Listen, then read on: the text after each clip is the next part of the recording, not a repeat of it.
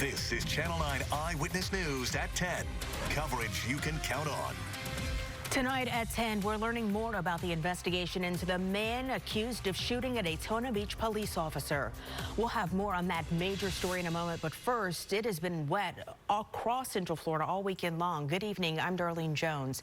That rain has calmed down a bit here throughout the area, but certified meteorologist George Waldenberger is now tracking 2 disturbances in the tropics. George, what are we looking at? Well, first off, a few spotty showers, but that's about it. Otherwise quiet just north of the Cape and in Brevard County as well. We want to take you about 300 miles to the northeast. Here is our disturbance. Right now, it's just a low pressure area, but between now and the end of the day tomorrow, there's a chance this could become the next tropical storm or even a tropical depression as it pushes toward the Georgia or South Carolina coast. Here's the thing, it'll stay north of us, but I really have to give you a heads up that it is in our backyard and it could get a name or at least become a tropical depression. There is another disturbance as well. This is a long ways to go, but coming up, I'll show you the spaghetti plots for this. This is something we'll have to watch toward the end of the week, but we have some changes locally that we'll talk about to our rain pattern, and we'll have those in just a bit, Darlene. And get prepared this hurricane season by downloading the free WFTV weather app.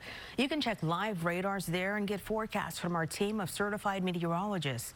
The app is available for your smartphone and tablets through the Apple app or Google Play stores. We continue to follow every major development in the investigation of the Daytona Beach police officer who was shot in the head on Wednesday. The Alachua County Sheriff's Office has recovered the vehicle. Investigators say the suspected shooter you see here, Otha Wallace, used to get away that night. Investigators believe Wallace shot the officer in Daytona Beach and then dropped off that vehicle in Gainesville. He was arrested yesterday near Atlanta, Georgia. Channel 9's Ashley Edlin is live at Halifax Health Medical Center tonight in Daytona, where Officer Jason Rayner remains. Ashley, have you heard anything about his condition tonight? Oh, Darlene, Daytona Beach police tell us that Officer Rayner is considered strong enough by hospital staff here to undergo further testing.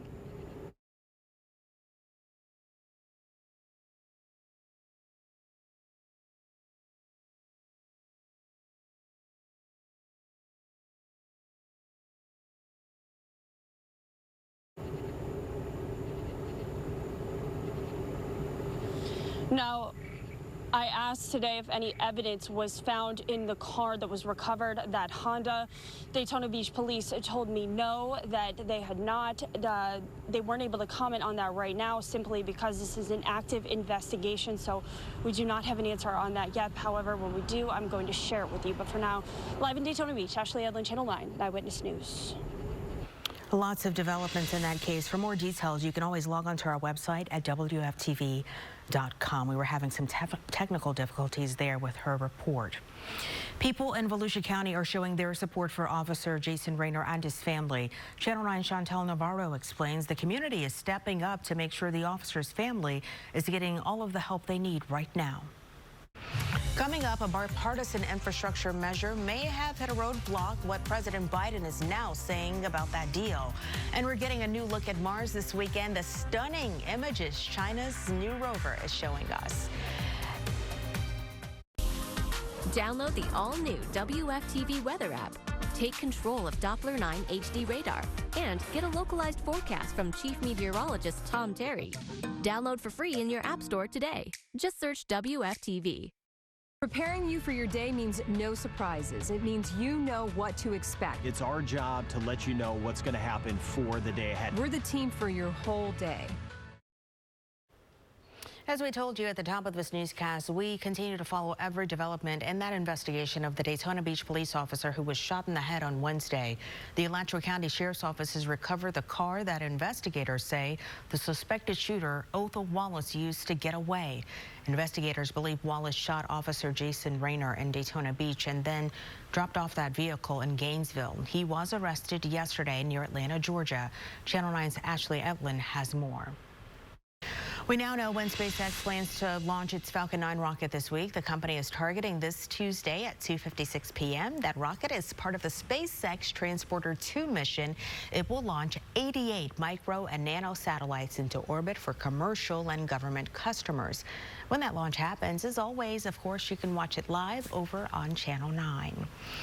And we have this new video from the surface of Mars. Come on over to the TV and take a look at this. This is from the China National Space Administration showing off the Mars rover there. The six-wheeler has been on the red planet for more than 42 days and traveled more than 770 feet so far.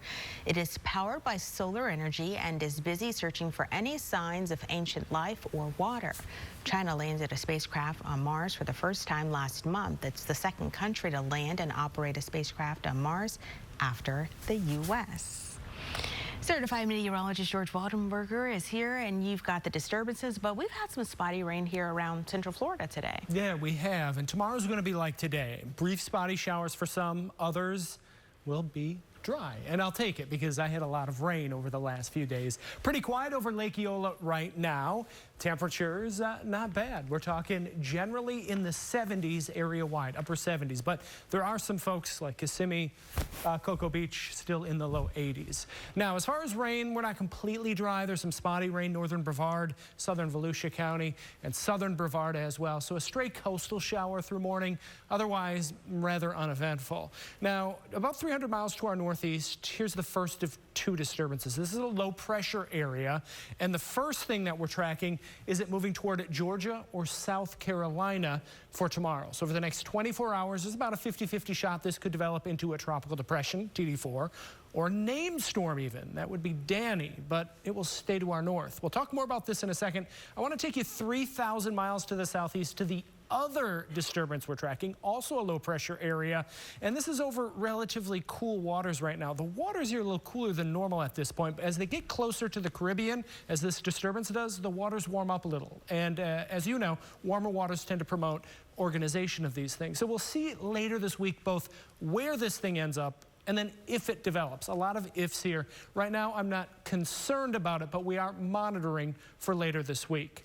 Now let's go to the closer disturbance. You can see the forecast models keep it to the north of us, and the impacts will also stay to the north, even if it does form into a tropical storm. But on the south side of this, the moisture returns to Central Florida on Tuesday, so that will kick our rain machine back on. So the disturbance stays north. The two things, though, I want to watch here in Central Florida: rip currents and surf at our beaches, and then also the chance of rain increasing on Tuesday. Let's time things out for you on Monday as you head back to work. A stray shower at the coast for the morning drive. Then by the lunch hour, spotty rain closer to Orlando. And then as we finish up the day, Orlando westward, the highest chance for a brief shower. So here's the forecast. Overnight through morning, muggy. Can't rule out a stray coastal shower. But in Orlando, your higher chance for a brief shower are going to be late morning through the afternoon. And even then, it's not too high, kind of like today. If you're near the beach, only a slight chance for rain in the morning and a chance for a stray shower during the afternoon.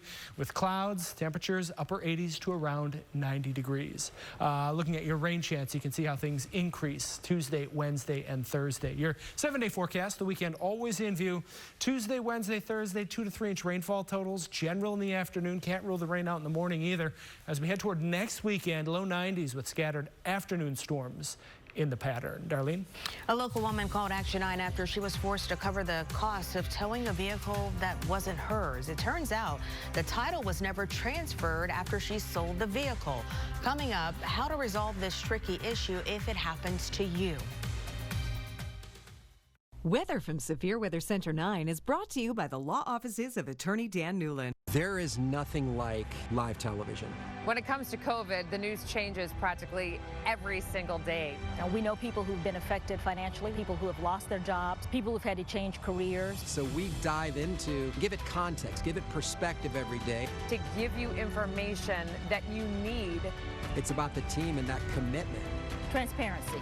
People just want to know what you're telling them is the real deal. People are watching Eyewitness News because they can count on it. This past school year has been a challenge for thousands of families who rely on free and reduced meals for their students. And with summer here, the challenge continues. Many of these children go hungry. Now through June 27th, your donations of non-perishable food items to Central Florida Goodwill stores will help 9 Family Connections, Second Harvest Food Bank, and Goodwill fill the need. Don't forget to bring your gently used clothing and household items too. They help create jobs right here in our community. For details, visit 9family.com. A Melbourne woman felt blindsided by a dealership. She was forced to pay hundreds of dollars to tow a vehicle she didn't even own. The title was never transferred after she sold it years ago. Action 9 consumer investigator Todd Ulrich tracked down the dealer for answers and results and explains how to resolve these tricky title issues. That's great advice. If you have a tip for Todd and the Action 9 team, go to WFTV.com or check out the WFTV Action 9 page on Facebook. Well, this pandemic has cut off many people from the rest of the world for more than a year. Now, some of them don't want to return to an in-person lifestyle. Coming up at 10:30, we're talking to some people who are suffering from something doctors are calling cave syndrome, and we're finding out what family members should look for. Plus, UCF and the University of Florida are teaming up for life-saving research. Coming up, how they're trying to catch the next pandemic in its tracks before it gets out of control. All right, tomorrow morning, a stray coastal shower. Next, I'll update your chance for rain for the morning, lunch hour, and afternoon drives. When we do severe weather coverage, we're here to give you that advance warning. These storms can be powerful enough to be severe. To have that powerful of a radar. We're constantly monitoring everything. There are no days off when you're a meteorologist in Florida. You're on the air. Weather coverage you can count on. UCF and the University of Florida are teaming up to track COVID-19 variants. We've told you about the variants that doctors fear could spread more easily or be more resistant to vaccines or treatment. Channel 9's Alexa Lorenzo explains the universities will create labs across the Southeast to track it all.